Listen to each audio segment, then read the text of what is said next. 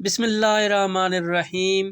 ایک دفعہ حضرت سلمان فارسی رضی اللہ تعالیٰ عنہ مولا علی رضی اللہ تعالیٰ عنہ کی بارگاہ میں تشریف فرما تھے۔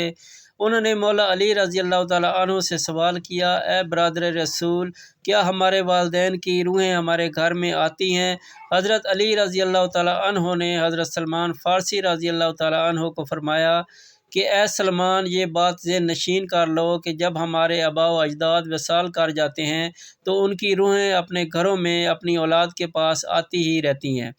وہ روحیں اپنے گھروں میں آ کر اپنی اولاد سے یہ درخواست کرتی ہیں کہ ہمارے لیے صدقہ و خیرات کریں، ہمارے لیے نیک اعمال کریں، ہمارے لیے خدا سے ہماری بخشش کے لیے دعائیں کریں۔ حضرت سلمان رضی اللہ تعالیٰ عنہ نے فرمایا، جب کوئی انسان وصال کر جاتا ہے تو اس کی روحیں گھروں کی طرف کیوں آتی ہیں؟ حضرت علی رضی اللہ تعالیٰ عنہ نے جواب دیا کہ جب کوئی انسان اس دنیا سے چلا جاتا ہے تو اس کا نامہ اعمال رک جاتا ہے۔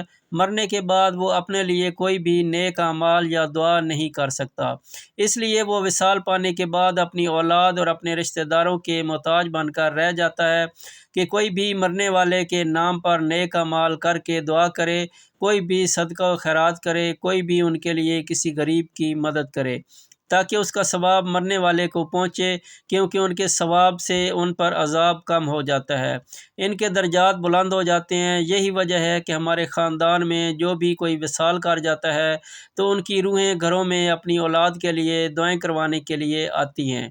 پھر حضرت سلمان رضی اللہ تعالیٰ عنہ نے عرض کیا، یا علی رضی اللہ تعالیٰ عنہ، یہ روحیں کب گھروں کا رخ کرتی ہیں؟ حضرت علی رضی اللہ تعالیٰ عنہ نے جواب دیا، اے سلمان، مرنے والے کی روحیں جمعرات کے دن اور جمعہ کی رات یہ اپنے گھروں کا رخ کرتی ہیں۔ یہ روحیں چیخ چیخ کر اپنی اولاد کو کہتی ہیں کہ ہمارے لیے صدقہ و خیرات کریں، ہمارے لیے خدا سے ہمارے عذاب کو کم کرنے کے لیے دعا کریں۔ یہ کام صرف اور صرف اولاد ہی کرتی ہے۔ جس بندے یعنی مرنے والے کی اولاد نیک اور پرہیزگار ہوتی ہے، ان روحوں کی آوازیں کوئی بھی انسان سن نہیں سکتا۔ اس کے بعد حضرت علی رضی اللہ تعالیٰ عنہ نے حضرت سلمان رضی اللہ تعالیٰ عنہ سے فرمایا، اے سلمان، اپنے والدین کے لیے اللہ تعالیٰ سے ان کی بخشش کی دعائیں کرتے رہنا۔